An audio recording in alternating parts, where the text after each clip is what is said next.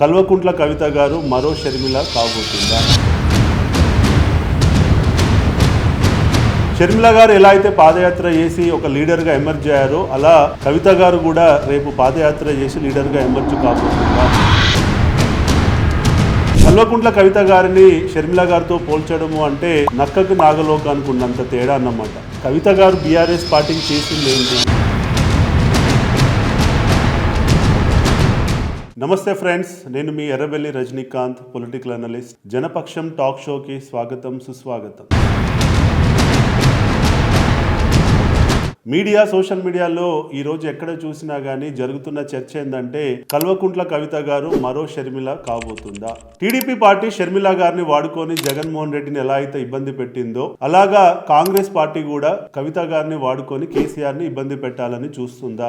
షర్మిల గారు ఎలా అయితే పాదయాత్ర చేసి ఒక లీడర్ గా ఎమర్జ్ అయ్యారో అలా కవిత గారు కూడా రేపు పాదయాత్ర చేసి లీడర్ గా ఎమర్జ్ కాబోతుందా? ఇలాంటి చర్చ మనం ఇలా మీడియా, సోషల్ మీడియాలో చూస్తున్నాం. నా పాయింట్ ఆఫ్ వ్యూలో all these are baseless discussion points అని నాకు అనిపిస్తుంది. అంటే కల్వకుంట్ల కవిత గారిని షర్మిల గారితో పోల్చడము అంటే నక్కకు నాగలోకానికి ఉన్నంత తేడా అన్నమాట. సో మీరు అడగొచ్చు, ఎందుకు మీరు అంత పెద్ద ఫ్రేజ్ వాడారు అని. నా ఫ్రేజ్ వాడిన వెనకాల ఉన్న అనాలిసిస్ ఏందో నేను చెప్తాను. మీరు ఈ వీడియోని చివరి వరకు చూడండి.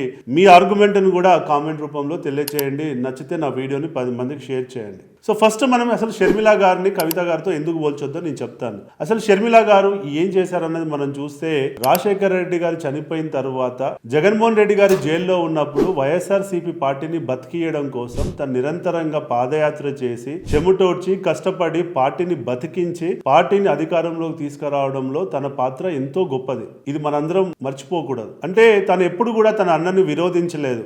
రాజశేఖర రెడ్డి గారు చనిపోయిన తర్వాత జగన్ వారసుడా, షర్మిల వారసురాలా అని జరిగిన డిస్కషన్ లో జగనే వారసుడు అని చెప్పి సపోర్ట్ చేసినటువంటి నాయకురాలు షర్మిల. అంతేకాకుండా అన్న కష్టాలలో ఉన్నప్పుడు తనకు తోడుగా నిలబడి పార్టీని బతికించి పార్టీని అధికారంలో తీసుకొచ్చేంత వరకు నిరంతరంగా పోరాటం చేసినటువంటి లీడర్ అంటే షర్మిల. అలా అన్నని అధికారంలోకి తీసుకొచ్చిన తర్వాత తనకు దక్కాల్సినటువంటి పదవియో తన దక్కాల్సినటువంటి ఆస్తుల విషయంలో తనతోటి కొంత గ్యాప్ రావడం, ఆ గ్యాప్ వచ్చిన తర్వాత తన యొక్క రాజకీయ భవిష్యత్తు దృష్ట్యా తను వైఎస్ఆర్సీపీ పార్టీని వీడి తను ఒక పార్టీని పెట్టి తను పాదయాత్ర చేయడం మనం చూసాం. సో ఇది షర్మిల గారి జీవితంలో జరిగినటువంటి ఘట్టాలు. ఇప్పుడు ఇవే సీక్వెన్స్ ని మనము కవిత గారితో మనం పోల్చి చూద్దాం. మరి కవిత గారి విషయంలో ఏం జరిగిందండి? కవిత గారి విషయంలోకి వస్తే ఇవాళ కవిత గారు బీఆర్ఎస్ పార్టీకి చేసింది ఏంటి? బీఆర్ఎస్ పార్టీ వల్ల కవిత గారికి లాభం పడ్డది తప్ప కవిత గారు ఏ రోజు చెమటోడ్చి బీఆర్ఎస్ పార్టీకి ఏమీ చేయలేదు. ఇలా బీఆర్ఎస్ పార్టీ టికెట్ ఇస్తే తను ఎంపీ అయింది. ఇలా బీఆర్ఎస్ పార్టీ టికెట్ ఇస్తే తను ఎమ్మెల్సీ అయింది. ఇప్పుడు పార్టీ కష్టాలలో ఉంది, అధికారం కోల్పోయింది. ఈ సమయంలో కవిత గారు ఎలా అయితే షర్మిల గారు వైఎస్ఆర్సీపీ కోసం కష్టపడ్డదో, చెమటోడ్చి రోడ్డెక్కి పాదయాత్రలు చేసి పార్టీని అధికారంలో తీసుకొచ్చిందో, ఇప్పుడు బీఆర్ఎస్ పార్టీ అధికారంలో లేని సందర్భంలో కవిత గారు చేయాల్సింది ఏంటండి? పార్టీని బతికించుకోవడం కోసం, పార్టీని మళ్ళీ అధికారంలో తీసుకురావడం కోసం కదా పనిచేయాల్సింది.